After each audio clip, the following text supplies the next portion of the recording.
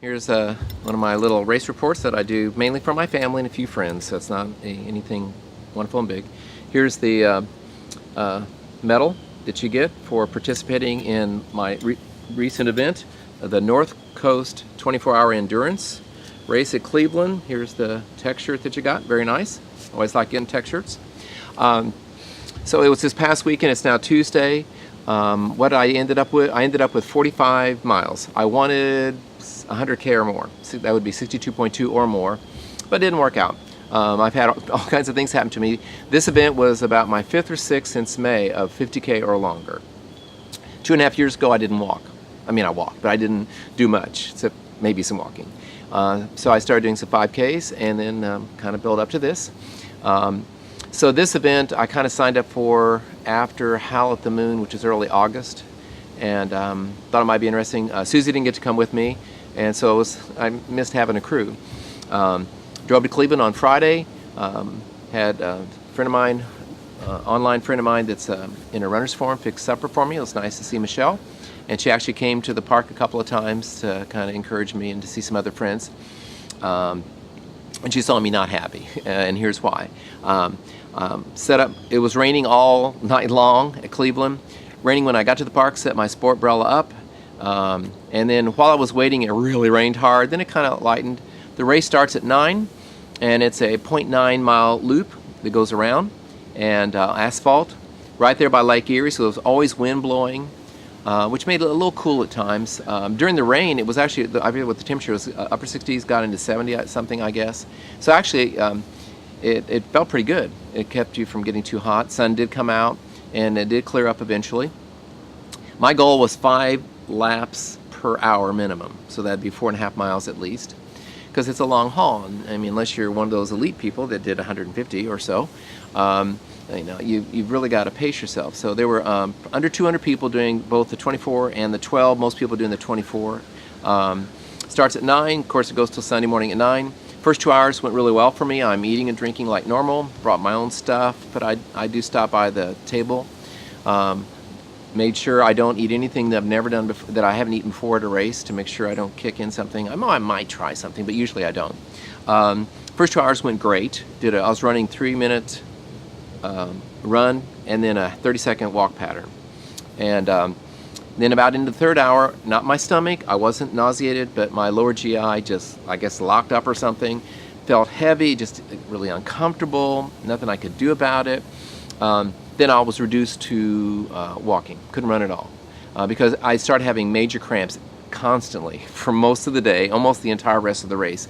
It was cramping some, and then I had quite a stretch there where at least once or twice during each 0.9 mile lap, I had, crazy stabbing, horrible pains where you want to bend over and go like that, but I wouldn't. I just forced myself to keep going. And so I quickly saw that I wasn't, what am I going to do? Keep going? Well, I'm already so far away from home and spend some money, so let's keep going. And so I toughed it out till 9 o'clock. I went, slept. A lot of people take naps, unless you're one of those people going for the huge miles. And so I, at 9, went to the car and slept for 3.5 hours. Woke up, felt better, because I didn't turn in my timing chip. I could go back out. So I went back out, and I had 30 when I stopped at 9. I went back out and did 10, which I never dreamed at 9 that I would ever do that. I thought maybe I'd go back out and turn it into a 50K maybe. But got 10 more miles.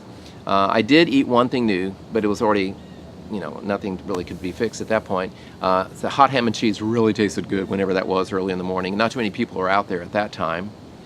Went back and slept again for an hour or two or something. Went back out and picked up another 5. I would like to have gotten another 10. I would love to have gotten to 50, because I've done 50 before. I did at the 24-hour at Valpo.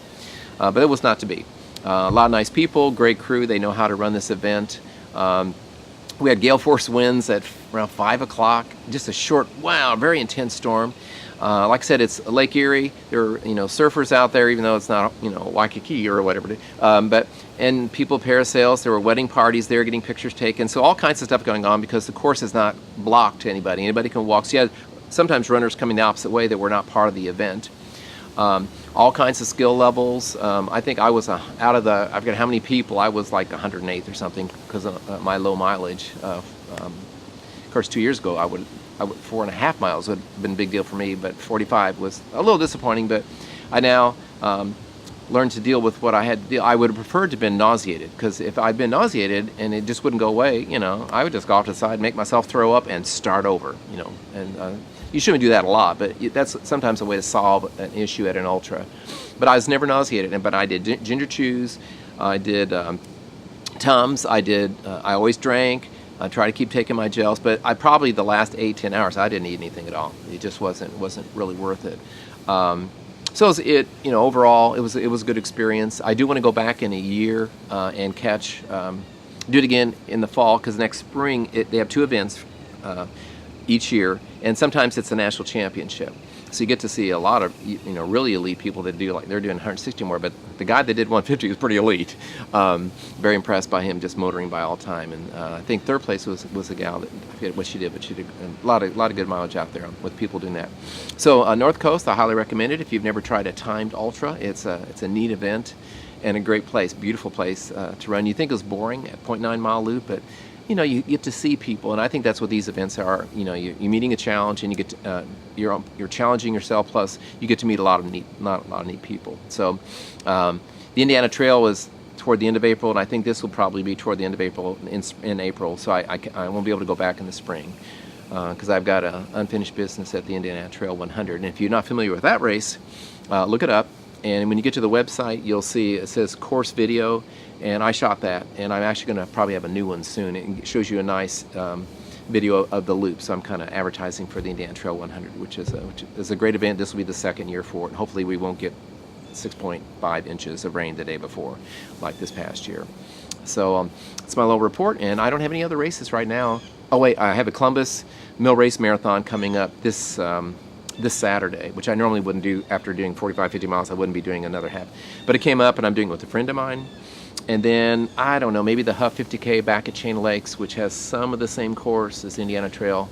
And I don't know about anything else until Indiana Trail. Just get my miles back up and work on the hills a lot more. Just not for speed, just for strength in my legs. So that's all I have to say about North Coast. Great event. And it was, if any of you North Coast people see this, it was nice meeting a lot of you. And hopefully I'll be more chipper the next time I'm there. So there we go. See ya.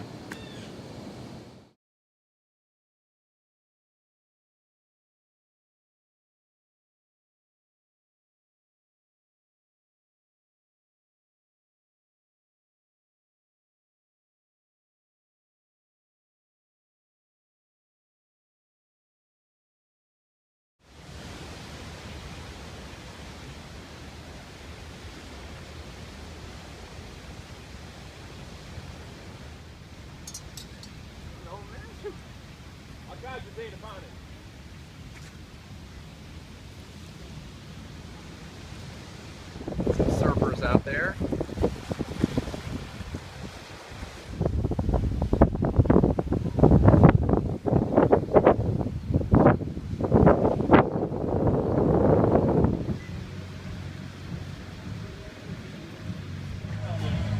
It's a long time to get to 27, but that's what it is.